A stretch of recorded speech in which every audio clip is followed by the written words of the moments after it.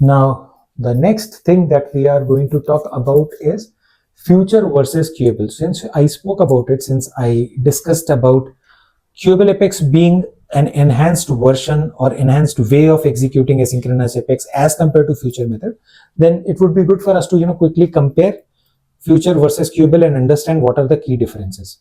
Okay, so before I talk about the differences, let's quickly talk about similarities. So first similarity, or the most important similarity, of course, that we have here is both are queued for execution. Okay, both are asynchronous Apex, both will get queued for execution, both will wait for system resources to become available, both will get executed when the system resources become available. So that is the key similarity between both the operations, right? Now, coming to the differences. Now, what are the differences? So in terms of differences, there are three key differences. First key difference is the job ID. Queueable Apex provides you with a job ID, a unique job ID, which can be used for monitoring the progress. So as we discussed earlier, Queueable Apex will always, the moment you are putting a Queueable Apex into the Apex job queue, it will create a record, and record will have an ID. So that way, it will always have a unique ID, and you can always go and check the status using that particular ID. So that makes things easier, simpler. So in case you want to execute some other logic and you want to quickly track only if this gets executed, then go and execute the other logic, then it becomes easier for you. So that sort of thing, right? So monitoring, tracking is better with Queueable Apex, right?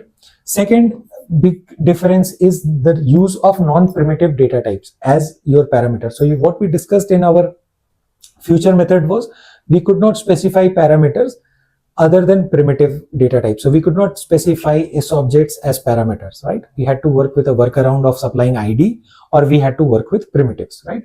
There was no way for us to specify SObjects as parameters.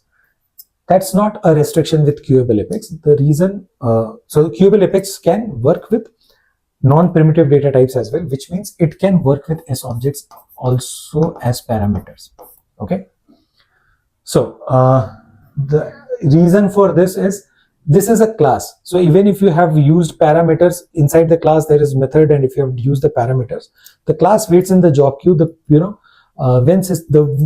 When the Apex code is actually getting executed, at that point of time, it will run the query and it will retrieve the value. Not like comparatively for future method, it was slightly different. It was a method, and if you defined a parameter, it would pick the parameter values and then gets into the job queue.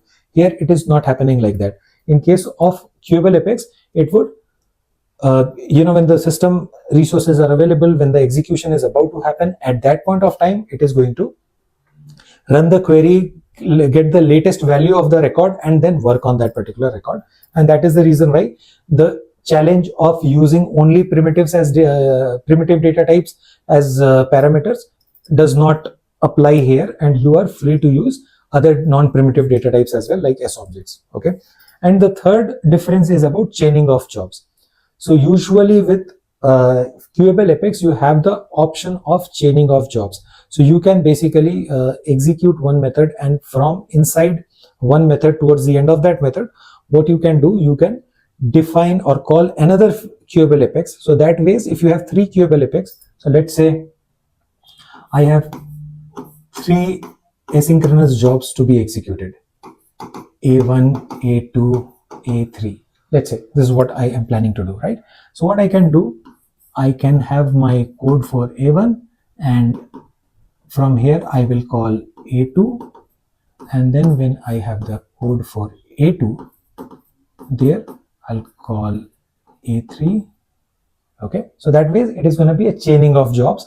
So you just put A1 into the job queue using system.enqueue job, call A2 from A1 towards the end of it when the entire thing has got executed, and again do the same thing. So that way you will be automatically able to control the sequence, or you will be able to chain multiple jobs, so which was not again available with your future method. So these are the key differences, and this kind of shows how Queueable Apex are more capable as compared to future methods.